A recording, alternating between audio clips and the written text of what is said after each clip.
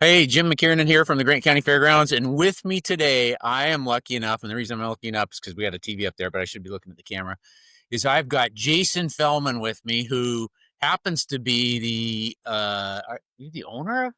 I'm one of the owners. One of the owners of I'm, Hairfest. yeah. And what's the official name of your company? It's Hairfest LLC. So we produce the Hairfest, and of course here at 90's Flannelfest in Moses Lake, we partner with the Grant County Fairgrounds. We've got the Capital City Retrofest in Salem and the new Seattle Retrofest. It I comes saw it, into and the it's at the Salem Crocodile. at the Crocodile. That is a great venue to watch a concert. It's going to be really cool because we've got three different venues within the venue. There's three rooms. I was trying to figure out how you were going to get all those bands going. Yeah, so there's the Crocodile room, the Madame Lou's room, and there's the Hereafter room. Oh, wow. And actually, for people who are coming out this weekend to the Flannel Fest here at the Grant County Fairgrounds, it's cool because first of all, you'll get to see a few of the bands that we have, a little preview of what we got going on in Seattle in January, and we'll have information. So when people come here, if they head over to the merch tent while they're here, They'll get we got information for that. information about it. Yeah. That's awesome. Well, the big thing coming up this weekend is 90's Flannel Fest, and we're pretty excited. The weather is, I think I saw 70 today. It's a little chilly at night, so you have to wear Flannel. flannel. We always say t-shirts during the day, flannels at night. Flannels at night, yeah. And I think I saw 69 tomorrow and high 40s at night. And one of the nice things about this event that I really enjoy, and we've got a great partnership, we'll talk more about that in a second, but is the fact that people can come spend the weekend here, the whole weekend. They can have some beverages, not worry about driving home. It really is the coolest aspect about an overnight festival is, especially when you have so many bands and so much programming, it's great for people to be able to head back and rest and recharge in their campsites when they need to. The other thing too is that, and we'll talk about this, but, a lot of folks on weekends like this have sports Yeah. that they want to be, keeping up on. And what do we have? We have a sports bar. We have a sports bar, and the Mariners game will be on tomorrow I think they start at 5:30 or something like that. Game 1. So I remember in the first year we would go out and we're like, it was in the middle of the day, and we're like, where did everybody go? And there was a big playoff game on. Yeah. It was the first year we're like, okay, we have a solution to this. Yeah, we luckily Localtel came through with us as a sponsor, and they bring in TVs and then provide full access to pretty much every channel available sports wise. So yeah, we should have everything on. I think the UW's playing again tomorrow, although from this side of the state, that's not a big deal. Cougars are off this weekend, which is probably good because they haven't been doing so well. But yeah, it's good to have that sports bar. Yeah, absolutely. Yeah. So let's see. We've got music starting tonight. So who are we playing? Who's playing tonight? That's a great question. Of course, I have to. You got to get your phone. Look at the data Get your phone out. I know at the end of the night we've got a band playing for the first time with us. 40 Ounces to Freedom, which is a Sublime tribute. Wow. And they're coming in. They're actually flying in from Denver. Oh, wow. I actually have a couple bands coming in from Denver. So tonight we're opening with Tragic Kingdom coming up from Portland is a No Doubt tribute. So we got a No Doubt, high energy starting. They were amazing last time. They're always a fan favorite. Yeah. People love them in the survey, so we're excited to have them back. And then one of the stalwart bands at Flannel Fest is the Nevermind Nirvana tribute. Oh, so they're in the middle slot tonight, and so. I still have. I don't know. Did you notice my guitar hanging in my office? Yeah. From last year. Is his name Alan Stone? Nick Stone. Yeah. Nick Stone. He busts the guitar every year, and so last year I walked up to him and I said, "Nick, is there any way I could get that guitar hanging in my office?" And so yes, I put it back together with a little glue. So and actually, I just noticed, because I'm looking on the website and I realized people probably can't necessarily see this, but I'm wearing the same shirt that Nick is wearing. Oh, you are? Yeah, you are. I didn't plan that. I can see that. Yeah. So it's great. So we got No Doubt, Nirvana, and Sublime to kick things off tonight, and then tomorrow it's a full day. This is a lot of the reason why people love to spend the night is because the music starts at 12:45. Yeah. Tomorrow, so you can roll into the venue when it opens around noon and you got lunch vendors. Mm-hmm. So we're opening up with REM. So we got Rockville, but for the first time we've had an REM tribute at Flannel Fest. Wow.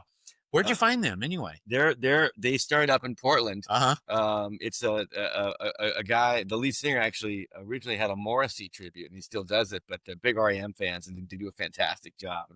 That's good, sort of good kind of chill way to get things going under the sun. Yeah. And then we start to rock things up a little bit with Plush. The Stone Temple Pilots tribute is back, also from the Portland area. And then we've got a band that was here a couple years ago, Linger, Yeah. which was definitely a fan favorite. Linger is also from Colorado, and they do the Cranberries. Cranberries. I remember the two Yeah. ladies, right? Yeah, they're Yeah. fantastic. Yeah. So that's going to be great. And then another fan favorite that is back this year is Parabola. Uh-huh. So Tool. Tool. And Tool's an interesting band. And you can kind of imagine when you're putting the program together for something like this. It's like, well, what is a 90s band? Yeah. Because some bands like span the decades. Right. And I think Tool is one of those. It's like they're as popular today as they were when Sober showed up on the radio. Yeah. And so it's a great, it's great energy. Head Over Feet, Alanis Morissette tribute. Yeah. From Washington. Yeah. Does a spot on Alanis. So we're excited to have that again this I year. saw them, they posted yesterday, I think, on social media about them coming here. Yeah, they're just a bang up job with that material. And then 21 Guns coming in with Green Day. Green Day, and it kind of ramps up to the Fighting Foos. So Foo Fighters. Foo Fighters. Foo Fighters. And then we're closing out tonight with the perennial favorite, Jar of Lies, doing Alice in Chains. Yeah. So definitely, we got the grungy vibes on both nights. Got some pop, some singer-songwriter. Yeah. A little bit of everything. Yeah. It's a great. So when you're looking for bands, I've always wondered, I mean, a lot of them are from Portland, and you're from the Portland area. Well, in this event, it's probably 50-50. Yeah. So because we got a couple bands from Denver, and Right. we got 4 or 5 from Washington, and a few from Portland. And that, that will vary from year to year. Yeah. But usually we start with the beginning of the conversation with the tribute band starts with the vocalist. Yeah. And I'm a drummer in a tribute band. So right. I say this. A Journey tribute, which is very successful Journey tribute band. And so, and even I'm the first to admit, it's like the singer is so much about what makes a tribute band click, because if the person doesn't have the vibe, or they don't have the vocal sound or the chops or the range, then the rest of it doesn't matter. And so, a big part of it is, you can tell pretty quickly when the singer's got it dialed. But then from there, obviously you're looking for bands that can pull off the album cuts. Yeah.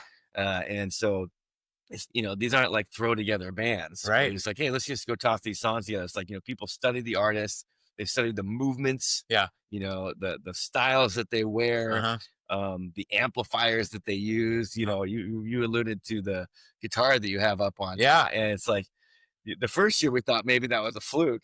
Is that the guitar Kurt Cobain would have used? Probably a cheap. It wasn't, not an expensive guitar. Well, yeah. I mean, I have to ask him about it, but he breaks one every time he comes up, and it's not something he does everywhere, right? Because you have to have a certain setup. But the stage that we have here is concrete. So he can actually smash the guitar. So he's done it every year. Yeah. So, I mean, we're gonna find out tonight. Well, what was funny is last year after I went to him, he goes, "Well, sometimes I fix some. If I break the pickup or something like that, then I can't quite fix it right." So he goes, "Sometimes I fix them after I smash them and use them again." And I go, "Well, I'll just hang it on my wall. You can come see it anytime you want." He goes, "Okay, it's yours." The first year he did it, we were like, did he just do that? Yeah. Like, wow, I hope that wasn't expensive. I've never seen it before. Yeah. It was awesome. Now I have to be careful, because when we have them played other places, we have to check, like, hey, wait, what kind of stage is this? Because you don't want them breaking it on a wood stage. Yeah, and it goes right through. Yeah. But at Flannelfest, we've got them covered. Broken guitars are part of the DNA of concrete. Yeah. Yeah. No, it should be a good lineup. So vocals are a big part of it. And And I know a lot of the bands actually, they'll wear wigs and dress up. And I actually got it over here. So I don't know if I'm going to wear it, but I wore this at a Labor Day dance. I think probably more for my wife, just so I'm thinking maybe I'll wear this wow, I still look pretty old. But then I'll, put on the hat maybe, and then nobody will quite know who I am. So when we get out there, I can't be stupid. I'm too old to be stupid. If you see the guy with the wig and the walkie-talkie, that's where you're. Yeah, Jim. Yeah, is that you? Yeah. So let's see, what else do we want to talk about? Let's talk a little bit more about. So you do Hair Fest, which is a huge event down at Clackamas County Fairgrounds down in Canby. Tell us a little bit about how that event started. Yeah, so Hairfest was sort of the genesis of the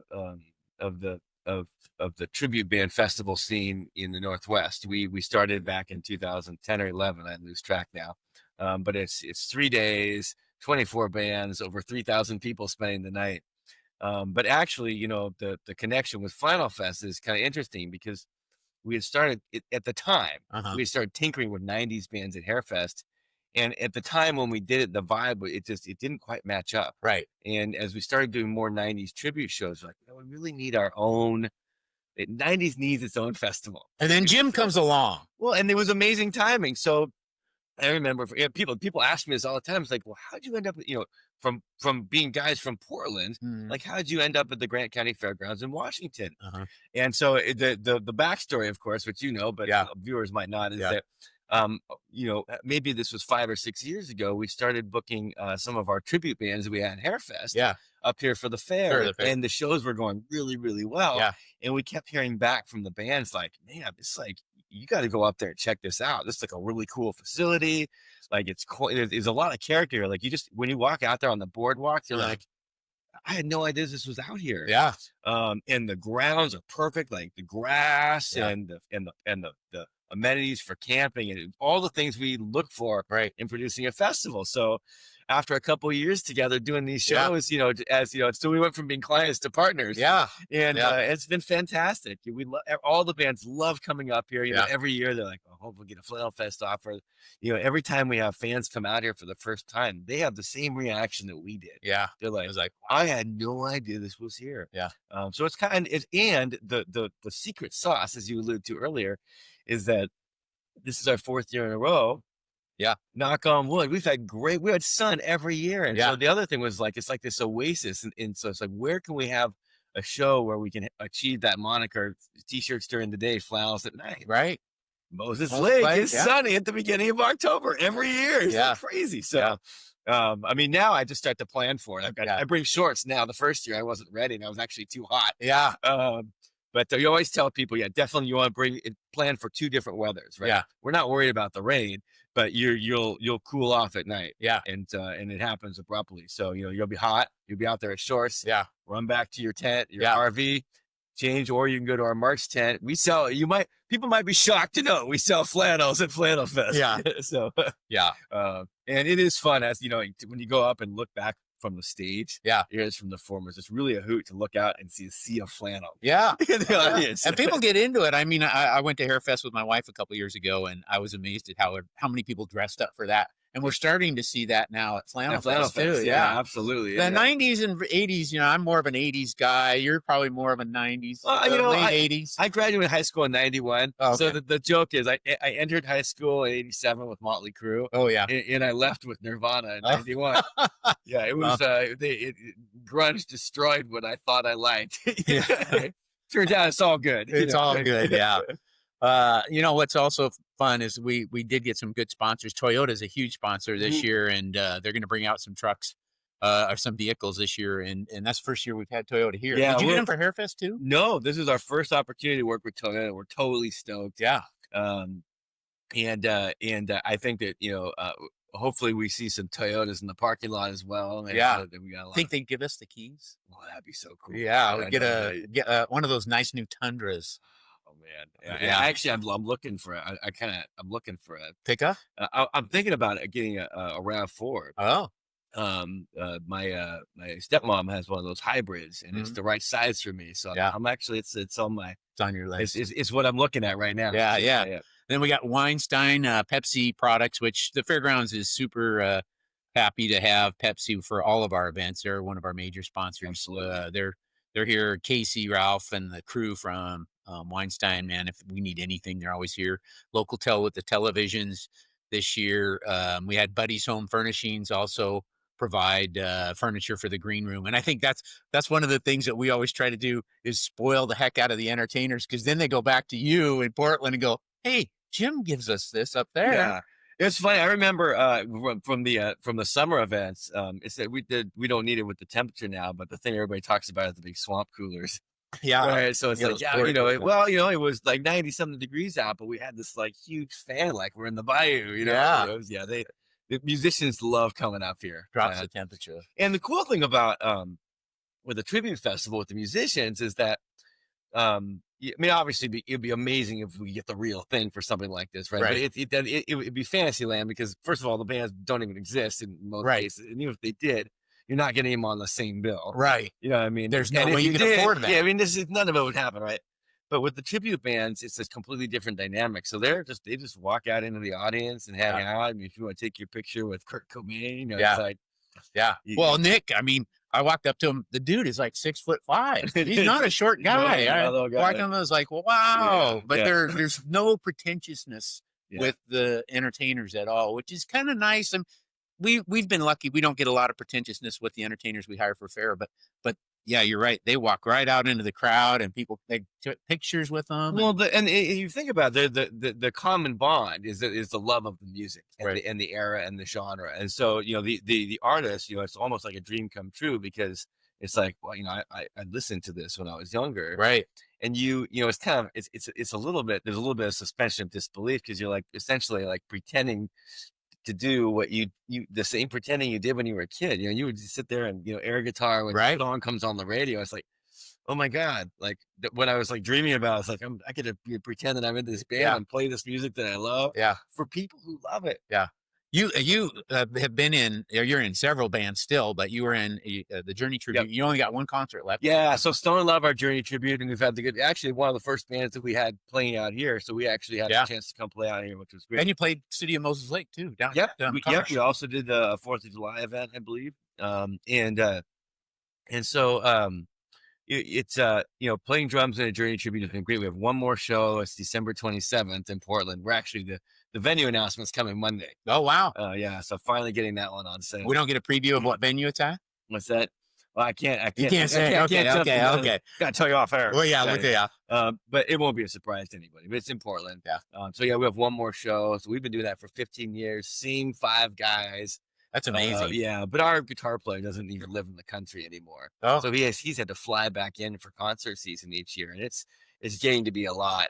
For him to do that. So he's an amazing guitar player. Amazing guitar player. He's my best friend. Yeah. But you know, 15 years is a solid run. Opened some doors for some of the other great tribute bands that we're working with. And of course, you know, apropos to this weekend, the 90's are becoming more popular too. So, you know, some doors opening for some of the 90's bands as well. Well, and what's interesting too about that whole thing is a band member can be in several of the tribute bands and just do kind of the same instrument, but have to play a different set of songs. Absolutely. Because you're in a band called Radical Revolution. Yeah. And so you've got that band, and then what other band? Red Light Romeos is the other one. Red Light Romeos. So there's I'm in 3 bands, so I guess soon to be 2, because the Journey band is retiring. So in the Red Light Romeos, it's like smooth 70's. It's yacht rock adjacent. We don't go full yacht rock unless we do a yacht rock show. Yeah. But it's, you know, it's AM Gold from the 70's, and that one's super fun. We do have a spin-off tribute called Hall and Bros. Which does Hall and Oates and Doobie Brothers. Oh. So I think you told me about that. It's Hall and Bros, so it does both,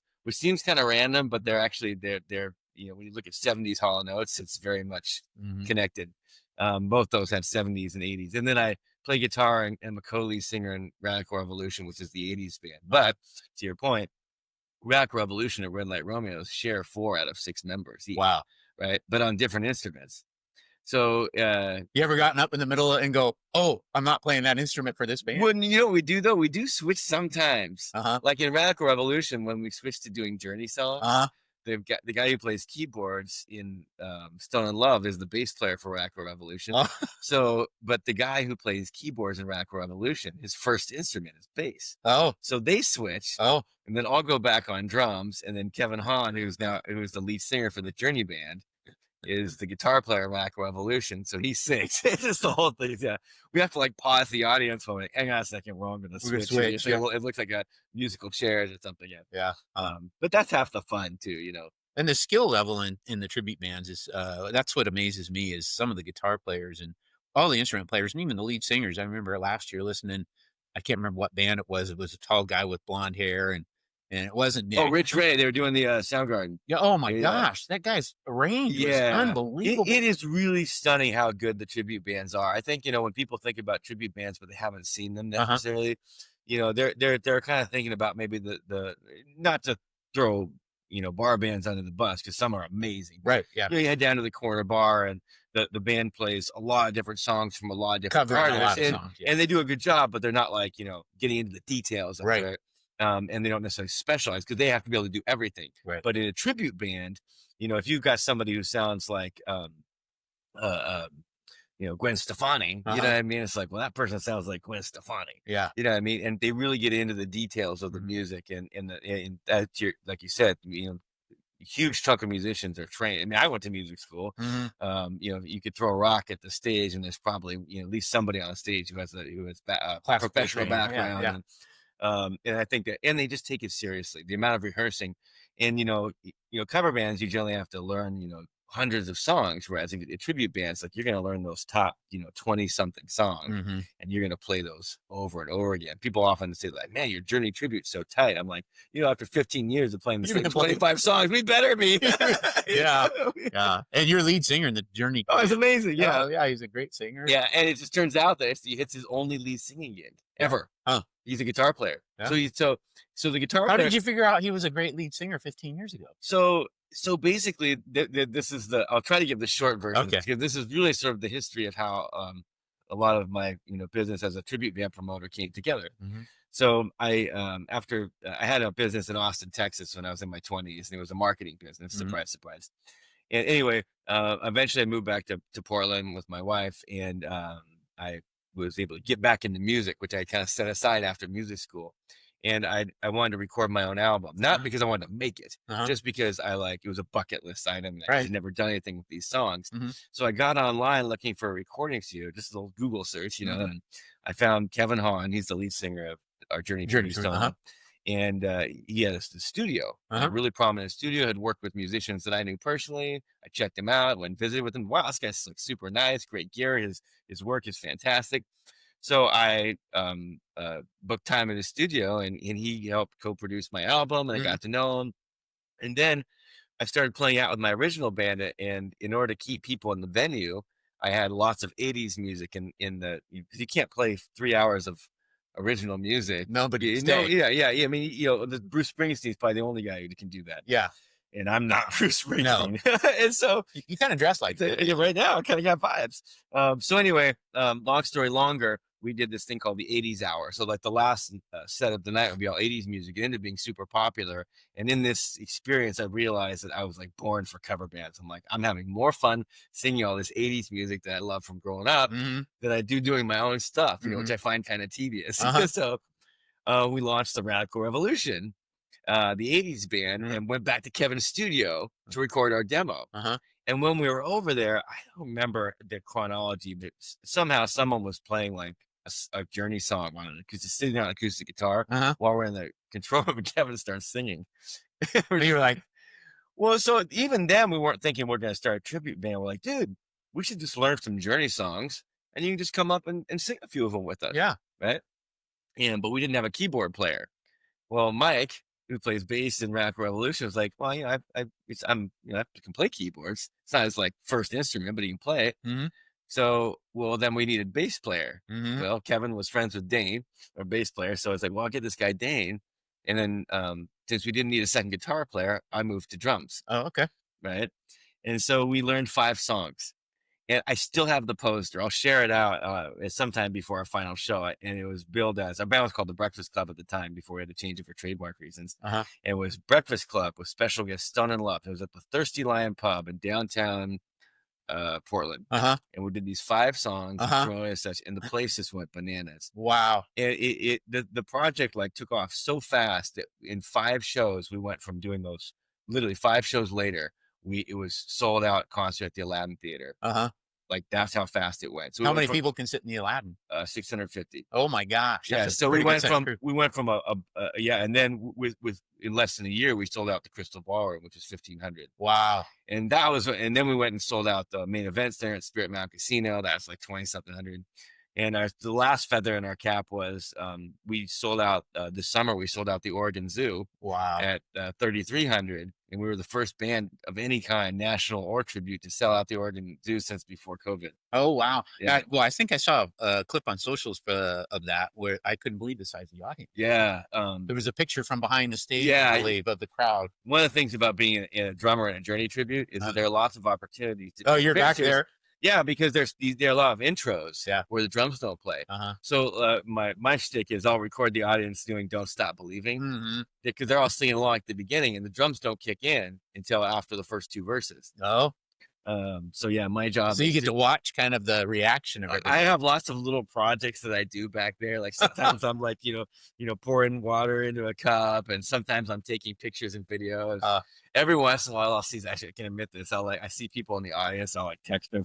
I'm like, I see you. Like I remember you're on the stage. yeah. They're kind of amazing. Yeah, What are like, you doing? well, You're kind of busy, aren't you? Yeah, and then you can see them go into their pocket and look up, like, hey! Yeah, that's funny. Yeah, because they're definitely not expecting to hear. No, not from you right there. Well, I'm really looking forward to this weekend again. The weather's great. It's a long weekend, but oh my gosh, it's a blast. It's fun. Everyone's just so nice. That's the other thing too, is that the culture, especially it's cool with Flannelfest because, with Hairfest, at being a 13-year-old, now 14-year-old event, it's had over a decade to develop its culture. And, and now going into our fourth year here, you see that same thing has developed where it's like, I'm going to go see my Flannelfest friends. Right. It's got that summer camp thing where it's like, you might only see them, so Yeah. I know there are people coming down from Seattle. There are Yeah. people coming from the Tri-Cities. Yeah. People rolling over from Spokane or Wenatchee that maybe we saw when we were playing at Rocky Pond Winery. Right. And we got people driving out from Portland and Yeah. from the coast. And, some of these people were only going to see a Flannelfest Right. here. So, well, and what's funny is they'll come up to you, I know for sure, and say, "Hey, Jason," and you're going, "Oh, who is that? Who is that? Who is that?" And they'll come up to me. I have no clue who they are. "Hey, Jim, we saw you last year. yeah, How's they things recognize going?" you. Yeah. Yeah. And it's Yeah. probably same time all the, It's really fun because, at the end of the day, like the whole point is we're trying to create just a really fun, there's not only there's nostalgia, there's Mhm. suspension of disbelief. Everybody, there's no politics. It's like, you don't, in a time right now where things are kind of tense, it's Yeah. like, when everybody gets around You can let music, go. Yeah. you don't care who the person standing next to you voted for. Nope. It's like you're just here for the music together, and you're kind of reminded about our sort of shared humanities. Yeah. Music, after all, as cliche as it sounds, Mhm. music after all this time still brings people together. Oh yeah. And we have that, added nostalgic feeling of, hey, I listened to this growing up. It's Yeah. and it's kind of neat to see it live again. Yeah. I didn't think I would. Yeah. I got several friends that come every year now too, and friends I've had for a long time. And in fact, one of them just texted me a few minutes ago and said, "Hey, we're on our way tomorrow." So it's always kind of cool to see all them come as well. But so we're going to kick off today. Gates open at 6:00 tonight, and first band goes on at 6:45. 7 o'clock. 7:00 Okay. tonight. And we have plenty of food. We've got 3 great food vendors as well as coffee. Coffee is always important in the mornings. Yes, we're all drinking our coffee. I have my Jensen Farms cup, Andy Jensen, just so you can see that. I think you were supposed to give this to Karen, not to Jim. Anyway, and then tomorrow gates will open at noon. If you haven't gotten your tickets, 90sflannelfest.com is a great place to get your tickets. You can buy one just for tomorrow if you don't want to buy one for both days. Can't get out tonight. And if you prefer, you can come out and camp with us all weekend. We have plenty of camping sites. We've got showers, bathrooms, food on site. You don't need anything except some beverages, although we sell beverages as well.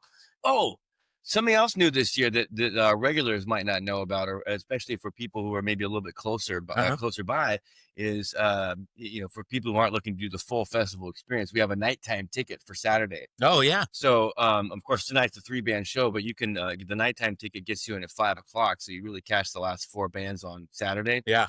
So for folks who are maybe they've got daytime plans or something on Saturday, but you want to come out here on Saturday night and join the party, you can just you can buy the less expensive ticket and just roll in for the last few bands and rock out.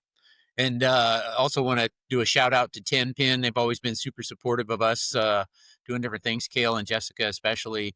In fact, Kale donated some beverages for backstage for the entertainers for this year. So we actually brag about the 10 Pin back home. Yeah. So this is it's a random thing, but I used to be a competitive bowler as a junior. Really? I had the high average. I can't see that. I had the high average for juniors when I was 18 in the state of Oregon.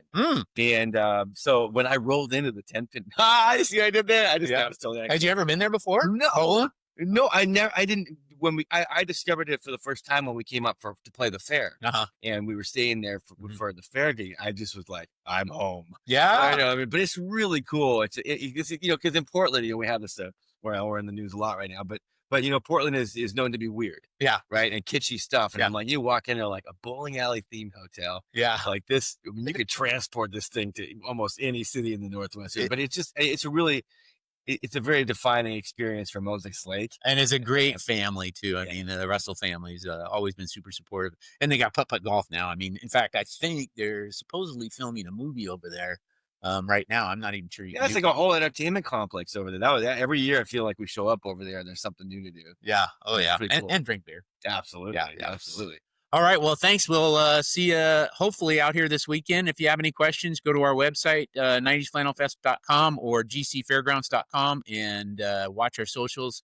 And we'll post some pictures from this weekend as well. But thanks for coming out, and thanks for the partnership, man. Absolutely. Yeah, Man. we Always love a it. great time. Oh, The we love favorite part having of you the come year. up and listening to Jason play drums.